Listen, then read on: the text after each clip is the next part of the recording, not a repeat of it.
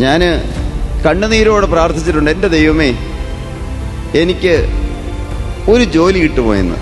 എനിക്ക് പഠിക്കാൻ കഴിഞ്ഞില്ലല്ലോ, എന്നെ സഹായിക്കാൻ ആരുമില്ലല്ലോ, എനിക്ക് ഒരു ജോലി തരുമോ എന്ന് ചോദിച്ച് ഏങ്ങലടിച്ച് കരഞ്ഞിട്ടുണ്ട്.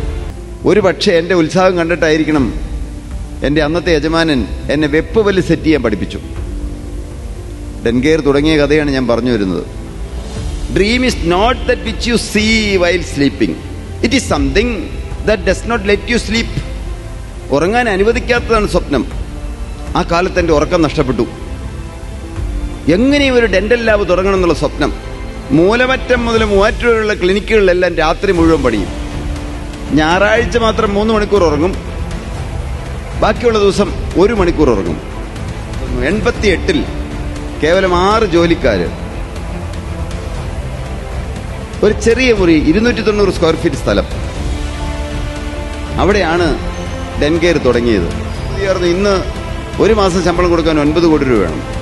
ന്യൂസിലൻഡിലും UK-യിലും USA-യിലും ഓസ്ട്രേലിയയിലും UAE-യിലും ഇപ്പോൾ രണ്ട് ഷിക്കാഗോയിലും ഡാളസിലും എല്ലാം വീണ്ടും സ്റ്റാർട്ട് ചെയ്യുന്നുണ്ട്.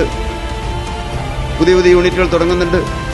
വേൾഡിൽ ഡെന്റിസ്ട്രിയിൽ എന്തെല്ലാം ഡെവലപ്മെന്റ്സ് വന്നിട്ടുണ്ടോ അത് മുഴുവനും കൊച്ചു കേരളത്തിൽ, അല്ല എൻ്റെ മൂവാറ്റുപുഴയിൽ, നമ്മുടെ മൂവാറ്റുപുഴയിൽ കൊണ്ടുവരണമെന്ന് എൻ്റെ സ്വപ്നമാണ്.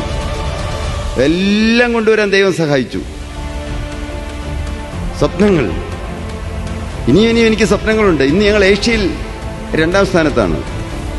എന്നാൽ എനിക്ക് ലോകത്തിൽ 1ാം സ്ഥാനത്ത് എത്തണമെന്നാണ് ചിന്ത.